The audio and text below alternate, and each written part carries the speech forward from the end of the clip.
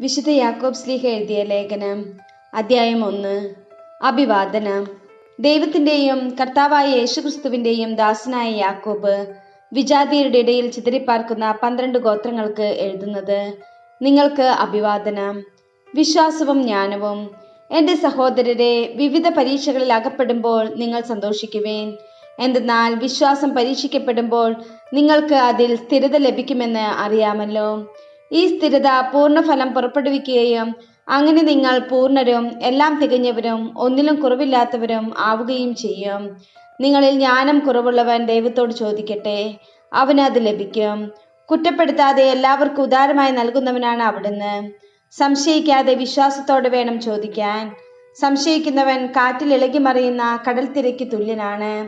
സംശയമനസ്കനും എല്ലാ കാര്യങ്ങളിലും ചഞ്ചല പ്രകൃതിയുമായ ഒരുവന് എന്തെങ്കിലും കർത്താവിൽ നിന്ന് ലഭിക്കുമെന്ന് കരുതരുത്.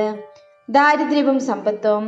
എളിയ സഹോദരൻ പോലും തനിക്ക് ലഭിച്ചിരിക്കുന്ന ഔന്നത്യത്തിൽ അഭിമാനിക്കട്ടെ. ധനവാൻ താഴ്ത്തപ്പെടുന്നതിൽ അഭിമാനിക്കട്ടെ. എന്തെന്നാൽ പുല്ലിന്റെ പൂവ് പോലെ അവൻ കടന്നു പോകും.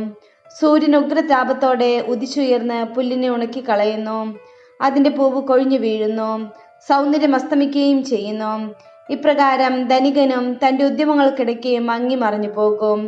പരീക്ഷകളെ നേരിടുക. പരീക്ഷകൾ ക്ഷമയോടെ സഹിക്കുന്നവൻ ഭാഗ്യവാൻ.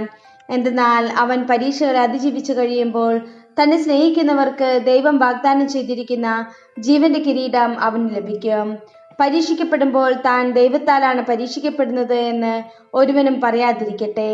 എന്തെന്നാൽ ദൈവം തിന്മയാൽ പരീക്ഷിക്കപ്പെടുന്നില്ല, അവിടുന്ന് ആരെയും പരീക്ഷിക്കുന്നുമില്ല.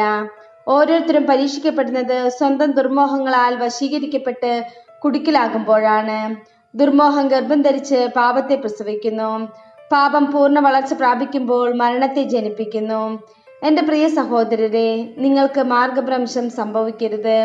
ഉത്തമവും പൂർണ്ണവുമായ എല്ലാ ദാനങ്ങളും ഉന്നതത്തിൽ നിന്ന് മാറ്റമോ മാറ്റത്തിന് നിഴലോ ഇല്ലാത്ത പ്രകാശങ്ങളുടെ പിതാവിൽ നിന്ന് വരുന്നു. തൻ്റെ സൃഷ്ടികളിൽ ആദ്യഫലമാകേണ്ടതിന് സത്യത്തിന്റെ വചനത്താൽ നമുക്ക് ജന്മം നൽകാൻ അവിടുന്ന് തിരുമനസ്സായി. വചനം പാലിക്കുക. എൻ്റെ പ്രിയ സഹോദരരെ, ഓർമ്മിക്കുവിൻ.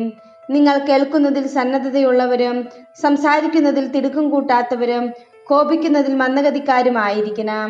മനുഷ്യന്റെ കോപം ദൈവനീതിയുടെ പ്രവർത്തനത്തിന് പ്രേരണ നൽകുന്നില്ല. ആകയാൽ എല്ലാ അശുദ്ധിയും വർദ്ധിച്ചു വരുന്ന തിന്മയും ഉപേക്ഷിച്ച് നിങ്ങളിൽ പാകിയിരിക്കുന്നതും നിങ്ങളുടെ ആത്മാക്കളെ രക്ഷിക്കുവാൻ കഴിവുള്ളതുമായ വചനത്തെ വിനയപൂർവ്വം സ്വീകരിക്കുവേൻ. നിങ്ങൾ വചനം കേൾക്കുക മാത്രം ചെയ്യുന്ന ആത്മവഞ്ചകരാകാതെ അത് അനുവർത്തിക്കുന്നവരുമായിരിക്കുവേൻ.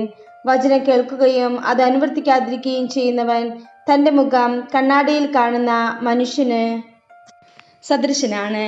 അവൻ തന്നെ നോക്കിയിട്ട് കടന്നു പോകുന്നു. താൻ എങ്ങനെ ഇരിക്കുന്നുവെന്ന് ഉടൻ തന്നെ വിസ്മരിക്കുകയും ചെയ്യുന്നു. കേട്ടത് മറക്കുന്നവനല്ല, പ്രവർത്തിക്കുന്നവനാണ് പൂർണ്ണമായ നിയമത്തെ, അതായത് സ്വാതന്ത്ര്യത്തിന്റെ നിയമത്തെ സൂക്ഷ്മമായി ഗ്രഹിക്കുകയും അതിലുറച്ചു നിൽക്കുകയും ചെയ്യുക. തൻ്റെ പ്രവൃത്തികളിൽ അവൻ അനുഗ്രഹീതനാകും. താൻ ദൈവഭക്തനാണെന്ന് ഒരുവൻ വിചാരിക്കുകയും തൻ്റെ നാവിനെ നിയന്ത്രിക്കാതെ ഹൃദയത്തെ വഞ്ചിക്കുകയും ചെയ്താൽ അവന്റെ ഭക്തി വ്യർത്ഥമത്രേ. പിതാവായ ദൈവത്തിന് മുമ്പിൽ പരിശുദ്ധവും നിഷ്കളങ്കവുമായ ഭക്തി ഇതാണ്: അനാഥരുടെയും വിധവകളുടെയും ഞെരുക്കങ്ങളിൽ അവരുടെ സഹായത്തിനെത്തുക. ലോകത്തിന്റെ കളങ്കമേൽക്കാതെ തന്നെ കാത്തു സൂക്ഷിക്കുക.